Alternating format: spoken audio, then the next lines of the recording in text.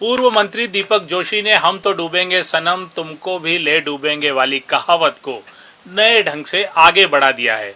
अब ये कह सकते हैं जोशी जी खुद तो डूबे ही पूरे कुनबे को भी ले डूबे। दीपक जोशी की शादियों के विवाद में अब उनके बेटे, बहू, बेटी, बहन, बहनोई भी कानून के घेरे में हैं। शातिर जोशी कैसे इस जाल में उलझे और क्या है शाहपुरा थाने में मंगलवार को दर्ज केस की सच्चाई। नमस्कार, पॉलिटिक्स वाला पीएम टाइम में आपका स्वागत है। मैं पंकज मुकाती। पॉलिटिक्स वाला, आओ राजनीति करें। अपनी शादियों के विवाद से घिरे पूर्व मंत्री दीपक जोशी अब घरेलू हिंसा के केस में फंस गए हैं। अब तक अकेले ही चर्चा में रहे जोशी का अब पूरा परिवार घेरे में आ गया है। इस बार वे अकेले नहीं फंसे हैं, अपने बेटे, बेटी, बहू, बहन और बहनोई तक कानूनी घेरे में हैं। बुधवार को उनकी परिवार और नवविवाहिता पत्नी पल्लवी को अदालत के नोटिस के बाद वकील के जरिए 17 जून को वन स्टॉप सेंटर उज्जैन में पेश होना पड़ा। ये पेशी उनकी वैधानिक पत्नी होने का दावा कर रही नम्रता जोशी ने ये केस दर्ज किया है। घरेलू हिंसा के इस मामले में नम्रता ने जोशी के परिवार और साथ ही पल्लवी और उनकी मां के खिलाफ भी मामला दर्ज करवाया है। यानी एक दिन पहले तक भोपाल में केस दर्ज करवाने वाले जोशी बुधवार को खुद कटघरे में दिखे। जानकारों के मुताबिक जोशी टाइमिंग के माहिर हैं। उन्होंने जानबूझकर उज्जैन केस की पेशी से पहले भोपाल में नम्रता और शिखा के खिलाफ मामला दर्ज करवाया। इसके जरिए वे मीडिया में बड़ी सफाई से खुद को बेचारा साबित करने की कोशिश कर गए।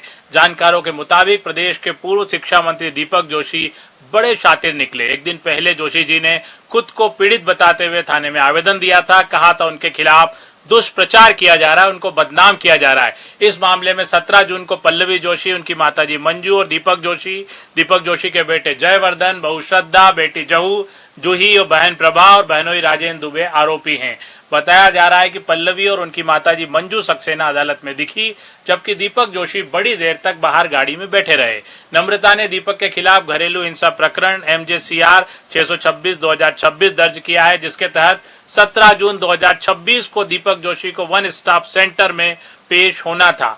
अब इस मामले में समझते हैं घरेलू हिंसा में दीपक जोशी के अलावा परिवार के बाकी लोग कैसे घेरे में हैं। दरअसल घरेलू हिंसा मामले में आर्थिक, मानसिक और शारीरिक तीनों तरह की प्रताड़ना आती है। नम्रता जोशी की शिकायत के अनुसार जोशी ने नम्रता से तलाक लिए बिना पल्लवी से विवाह किया, जो घरेलू हिंसा के दायरे में है। इसके अलावा उनके बेटे जयवर्धन और बहू पर आरोप है कि उन्होंने दीपक जोशी की पूरी संपत्ति अपने नाम कर ली और उनकी पत्नी यानी नम्रता को घर में रहने को एक कमरा तक नहीं दिया। इसी तरह का आरोप जोशी की बेटी जूही पर भी है। इसके अलावा सबसे बड़ा आरोप दीपक जोशी की बहन और बहनोई पे है। आरोप के मुताबिक जोशी की बहन प्रभा और बहनोई राजेंद्र दुबे जोशी की तीनों शादियों में शामिल हुए, ये जानते हुए कि नम्रता उनकी पत्नी है। इस मामले में कानूनी जानकारियों के मुताबिक घरेलू हिंसा का केस कानूनी रूप से नम्रता ने ही लगाया है, इसलिए इसे ही पत्नी माना जा सकता है। इसी सिलसिले में पल्लवी के साथ हुए विवाह को शून्य करने का मामला भी अदालत में है। इस मामले में हम आगे भी आपको लगातार अपडेट करते रहेंगे। पॉलिटिक्स वाला ने इस मामले में हमेशा सबसे पहले और सटीक खबरें दिखाई है। चैनल को लाइक और सब्सक्राइब करना न भूलें। शुक्रिया, शुभ रात्रि।